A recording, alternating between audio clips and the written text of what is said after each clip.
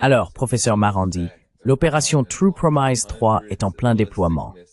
L'Iran a lancé des centaines de missiles balistiques vers Israël. Tel Aviv a été touché.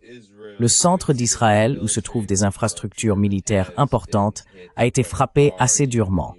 Même le New York Times diffuse des images de cela. Les deux camps affirment qu'ils continueront aussi longtemps qu'il le faudra. Et bien sûr, les États-Unis ont envoyé leurs destroyers pour protéger Israël. Mais il semble que les défenses aériennes israéliennes aient été considérablement pénétrées.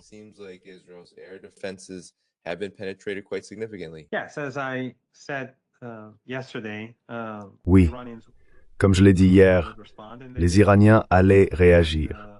Et ils ont réagi. Et ils continueront de frapper le régime israélien. Et ces frappes vont s'intensifier jusqu'à ce que le régime cède. Il n'y a pas d'autre moyen de mettre fin à cela.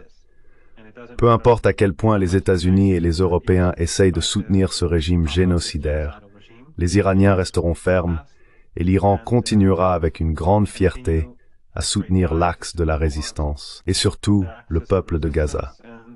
L'Iran ne changera pas sa politique.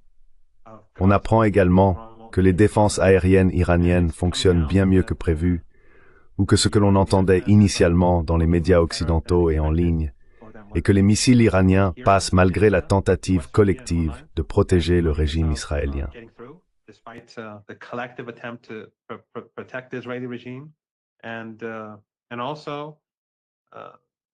Et il est également tout à fait clair que, malgré la présence d'installations radars en Turquie, aux Émirats, au Qatar, à Bahreïn et en Irak, et malgré le fait que l'espace aérien de la Jordanie soit utilisé, les capacités de drones et aériennes iraniennes vont rendre la vie impossible au régime israélien. Ils l'ont déjà rendue difficile, et ils vont la rendre encore plus difficile. La nuit dernière, le régime israélien a continué de frapper l'Iran, un bâtiment très proche de chez moi, tout près d'un studio où je suis souvent invité par des médias étrangers. Ils ont frappé un bâtiment et tué 60 personnes, dont 20 enfants. Voilà ce que fait le régime israélien. C'est un régime brutal, barbare, malfaisant, qui considère les non-sionistes comme des sous-hommes. Et l'Occident ne vaut pas mieux, l'Occident collectif, les élites occidentales.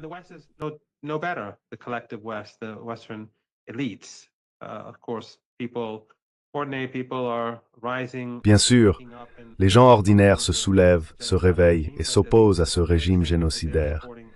Mais les élites restent les mêmes, car elles soutiennent toutes ces politiques. Nous avons vu comment les régimes occidentaux ont même soutenu les frappes israéliennes contre l'Iran.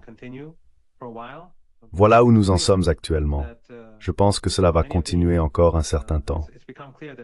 Mais il est devenu clair que beaucoup des sites que les Israéliens pensaient avoir frappés étaient en réalité des leurs. J'ai publié quelques images que j'ai trouvées sur différents canaux fiables où les Israéliens montraient des séquences sans explosion secondaire. Cela montre qu'ils ont en fait frappé des leurs. Donc, la situation est bonne. Le moral parmi les Iraniens ordinaires est élevé. Les gens sont très heureux de voir que l'Iran répond. Mais nous allons devoir nous préparer à des jours difficiles et peut-être à des semaines difficiles à venir.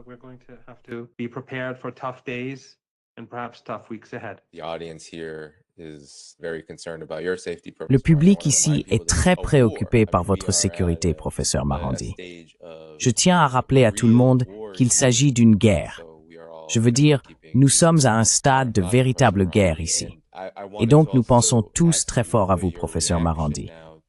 Je voulais également vous demander votre réaction face à ce que l'Iran a pu accomplir par rapport à ce qu'Israël a pu faire. Le New York Times a reconnu qu'une grande partie des installations nucléaires iraniennes restent intactes. L'AIEA a déclaré qu'elle n'avait détecté aucune fuite nucléaire. Et puis, il y a des rapports selon lesquels l'Iran aurait abattu 2 avions F-35. Et bien sûr, ce que les médias israéliens qualifient de frappe dévastatrice sur le centre d'Israël a durement touché ce qu'ils appellent l'équivalent du Pentagone israélien en Syrie. Donc, quelles sont vos impressions sur ce que l'Iran a pu accomplir et comment voyez-vous cette guerre littérale, avec l'Iran menant des actes d'autodéfense particulièrement intenses et historiques?